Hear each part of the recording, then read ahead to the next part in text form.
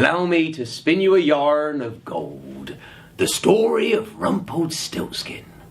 Now this story, strange it may seem, starts with a miller talking to a king. The king had just ridden by and stopped to pick up some water for his horse. And the miller was talking to him and started to boast. "Oh yes, my lord, I must say I have some very pretty girls in my family. In fact, my youngest daughter is so clever, you won't believe this, but she can actually weave straw into gold. I would be a very rich man, but I don't like to brag. Your daughter can turn straw into gold. Well, if she can do that, I'll make her my queen. But if your daughter can't, then you would be lying to a king, and that is treason, and you and your daughter will die." Well, the miller was worried, for he had just told the biggest whopper of his life. And indeed, the king did take the young lady back to his palace, and that day he gave her a good meal and looked after her. But that night, he took her to one of the chambers where he ordered all the servants to fill the room with straw, and a spinning wheel in the middle. "Now listen, young lady, if you can spin all this straw into gold, I will make you queen, and you will be the richest girl in the world. But if you can't, you and your father will die." "Fair sir, I cannot spin this straw into gold. It is impossible. Nobody, I promise you, can turn it into gold." "Then you will die." And with that, he shut the door. So the poor young miller's daughter just sat in the corner and cried. And she cried a bit more, and a bit more. Well, all of a sudden, she heard breathing in the corner of the room. But the door was locked. So who was in there? She turned round and saw a little man, well, more of a hobgoblin, standing there looking at her, just looking at her. And then he said, "Young lady, why are you crying?" Now, he was as kind as he was mean, and although he couldn't bear to see her cry, he never did anything without a small reward. "Go on, tell me why you're crying." "Oh, there is no way you can help me, for I have to turn all this straw into gold, and I think it is something that cannot be done." "I think I can help you. I could spin all this straw into gold, but I don't work for nothing. What's precious to you is precious to me. What do you have for me, me?" "The only thing I have of any worth here is my mother's necklace with one old pearl. She gave it to me a long time ago. But if you can turn this straw into gold, it is surely yours." And the goblin grabbed it and giggled and laughed and put it into his little pocket. Then he jumped onto the spinning wheel and with a giggle and a hey nonny nonny wove the straw into the most beautiful golden weave. It was like a golden blanket, thin and fine, but definitely gold. That was the most riches that the miller's daughter ever saw. But she was so tired from worry and hunger that she just lied in the corner and fell asleep. The next morning, there was unlocking of the door. And the king stood there. "Oh my goodness. You are truly the most cleverest girl I have ever seen." But he wasn't satisfied. Oh no. He was more greedy, and he wanted more gold.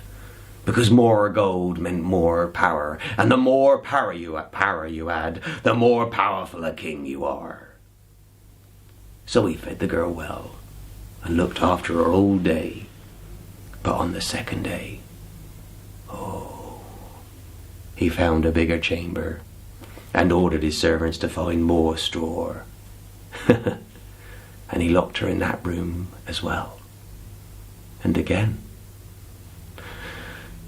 the poor miller's daughter sat at the spinning wheel and cried. What am I going to do? I only have this mere spinning wheel, and I have to turn all this straw into gold. And there's no little hobgoblin here now, is there? Oh, poor sweet miller's daughter.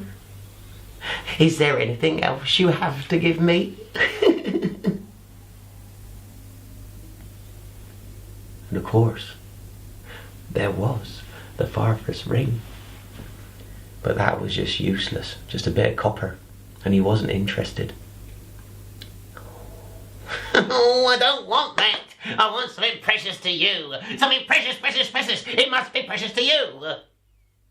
Oh, I know. When you are queen, I'll have your first baby. Give me that, and then I will turn all this straw into gold. What do you think? The miller's daughter thought, for giving up a baby's a very serious thing. But if she didn't do the straw, she would die anyway, and it might never happen.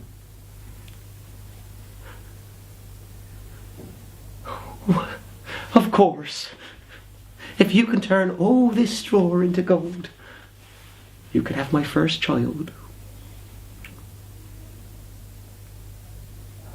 And with that, the hobgoblin jumped onto the spinning wheel and span and sewed for the night the most finest gold you've ever seen. And all the room was golden. There's gold on the floor, gold all over the ceilings. It was a really bright sight. And all the time, the beautiful miller's daughter slept in the corner. And the next day, there was an unlocking of the door, and I'd opened it, and there was the king. Oh, you truly are a wonder. Sleep, young maiden, sleep, for I could want for no more gold than this. I am the richest man in the world, and you have made me so. I think I've fallen in love with you.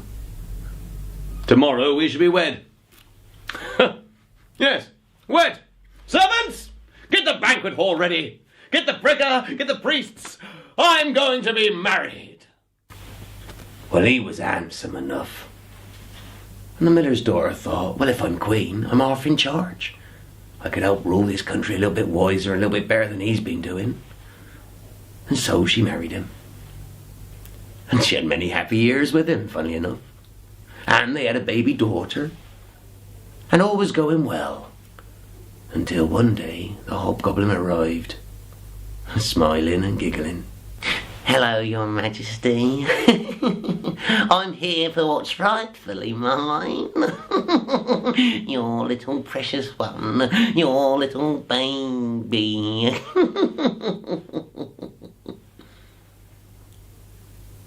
Oh, the queen had forgotten about this. It had been a few years since he had helped her, and a promise is a promise. But she cried, and she cried, and the hobgoblin, as well as mean, as kind as he is, he's a mixture. All right, stop crying. Oh, let me think. Oh. I'll make you another deal. A kind deal. If you can guess my name in 3 days. If you can guess my name in 3 days, I will let you keep the baby. Only 3 days, mind you. Only 3 days. And with that, he vanished. Oh, 3 days. 3 days to find out his name, she said. Oh. Servants, come quickly. All of you, cooks, maids, everybody come here. I want you to find out as many names as you can. I don't care how ridiculous they sound. I don't care how smart or posh they are. Go and find me all the names you can. Go to the libraries, get the books, everything. Bring them here. We only have 3 days.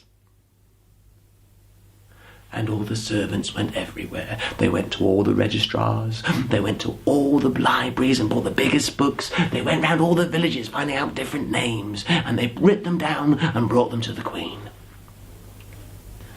The next day, the hobgoblin arrived. Hello, Your Majesty. Do you know my name? Is it Stephen? No, that's not my name. Is it Michael? No, that's not my name. Would it be Jeremiah? No. Michael Watson? No. Brian? No. Barry? Oh, no. Bill? No! Rupert? No. You've got it wrong. Stephania? Close, but no. All day this went on, and the hobgoblin laughed and rejoiced in the fact that she didn't know his name. But then it got late, and he decided that was the end for that day, and he left. Oh, the Queen was very upset. Oh, what am I going to do? Servants, here! All those names didn't work. I need you to find the funny names, the ridiculous names, the names that would fit a thing that isn't really of this world. Off you go! Go, all of you! And off they went. And the next day, the hobgoblin returned. Queenie, do you know my name? Crookback? No. Bowkneed? No. Freckled features? No. Yellow beard? No. Green eye? No. Sharp teeth? No. Stink Wurzler? Oh, more names. Tucklewackleewiggy? Oh, no. Well, by the end of it, the Queen was saying such ridiculous names they didn't even make sense. She was just saying the first thing that came into her head. And the goblin was very happy. He was laughing all the way down the hall. Haven't got my name. You could hear him cry. And then the Queen was worried, for now this was the last day. Oh, what am I going to do? Servants, you have an hour. Go and find all the names you can again and again. I want you to find something different. Off you go. And off they went. As luck would have it, one of the servants did see something strange that night, and he rushed back to tell the Queen. Excuse me, Your Majesty. I was walking around the palace ground, where the foxes and the hares do play, and I did see a little fire and a small thing like a hobgoblin, I suppose, dancing round it. It was saying this strange rhyme. Merrily this brew I make, today I brew, tomorrow bake. Never does the lady know that I'm not really her Romeo. For I do not, she cannot guess. My name is Rumpelstiltskin. She's in a mess. As soon as the Queen heard the servant's words, a big smile came on her face, for she knew she had him, and she was able to keep her baby. She couldn't wait for the next day, and she hardly slept. But the next morning did come, as they always do, and she was there on her throne, waiting for his arrival. My Queen, it's the last day. Your child is nearly mine. Can you guess my name? Go on, have a go. Ooh, I wonder. I'll stay a bit longer if you like today. Bandy Legs? No. Jeremy? No. Kyle? No. Rumpelstiltskin? Who? Who told you? Who told you my name? Who told you my name? Now the little man got angrier and angrier, and he started to stamp his feet harder and harder. So hard, in fact, he made a ginormous hole in the floor which he fell through. And he was never seen again. And the Queen and the King, they lived happily enough. And the Princess, she became very wise. And when it was her turn to rule, she ruled the country fairly and was very, very kind. And as for the miller, he never told a lie again.